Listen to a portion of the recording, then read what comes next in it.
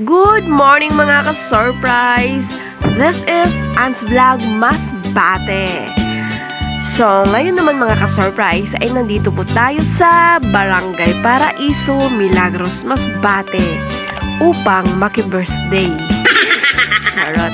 So mga ka-surprise, makiki-birthday po kami kila Kuya Andot Casinelio. So ayan po, si Lola Listeng, kasama po namin.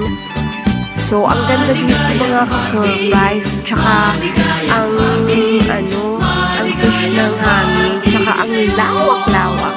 O diba, tingnan nyo, sabi ni Lola Listing mga ka-surprise ay mahaba pa yung lalakbayin namin.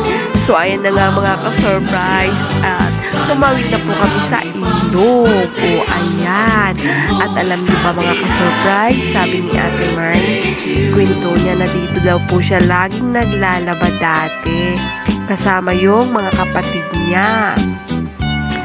O ayan, ang ganda dito, kaso nga lang bumaha, kaya ayan, naging coffee mate yung ilog, kulay ng tubig nila. So ayan po ang aming majorette, si Lola Listing.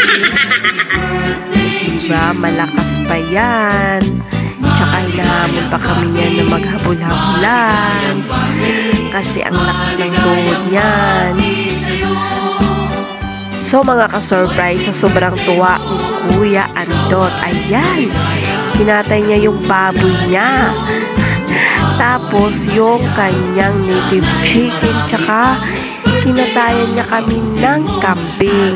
Kasi alam niya na hindi kami kumakain ng pig, baboy, orig. So ayun si Kuya Andot. Happy birthday Kuya Andot Casinelio. More birthdays to come. Thank you nga po pala sa pa-take out.